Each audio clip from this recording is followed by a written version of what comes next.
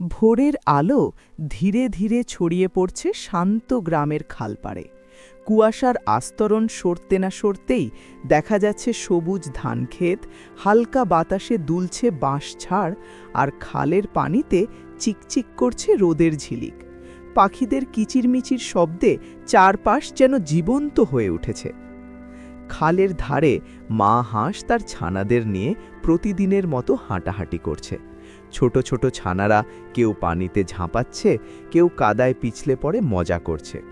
মোটা ছানাটি বারবার খালের পাশে পড়ে থাকা শামুক খুঁজে খেতে ব্যস্ত, আর বোকাশোকা ছানাটি হঠাৎ করেই নিজের ছায়াকে দেখে ভয় পেয়ে পিছিয়ে যাচ্ছে।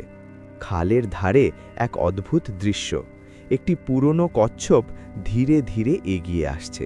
তার চলাফেরা এতটাই ধীর যে মনে হচ্ছে সময় যেন থেমে গেছে, কিন্তু তার চোখে এক ধরনের গভীর শান্তি আর রহস্য লুকিয়ে আছে।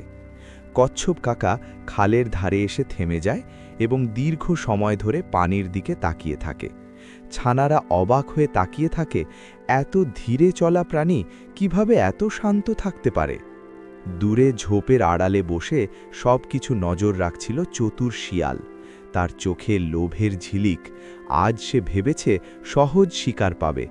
ধীর গতির কচ্ছপ আর ব্যস্ত ছানারা দুটোই তার কাছে সুযোগ। শিয়াল ধীরে ধীরে পরিকল্পনা করে। সে ঠিক করে প্রথমে কচ্ছপকে বিভ্রান্ত করবে, তারপর ছানাদের মধ্যে আতঙ্ক তৈরি করে একটি ছানাকে আলাদা করে ফেলবে। হঠাৎ করেই খালের পাশে এক অদ্ভুত শব্দ হয়।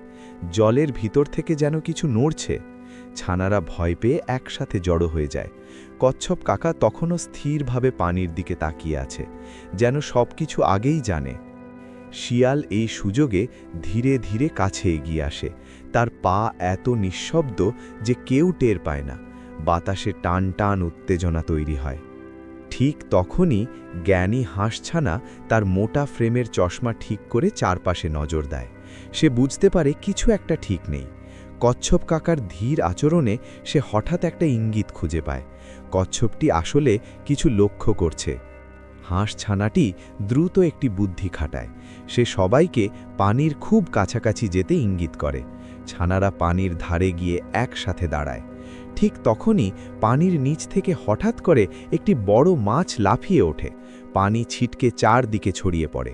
শিয়াল ভয় পেয়ে পিছিয়ে যায়, কারণ সে ভাবে পানির ভিতরে আরও বড় বিপদ লুকিয়ে আছে। এদিকে কচ্ছপ কাকা ধীরে ধীরে পানিতে নেমে যায়, যেন সে আগেই জানত কখন মাছটি উঠবে। শিয়াল ভয়ে পালিয়ে যায়, আর ছানারা খুশিতে লাফাতে থাকে।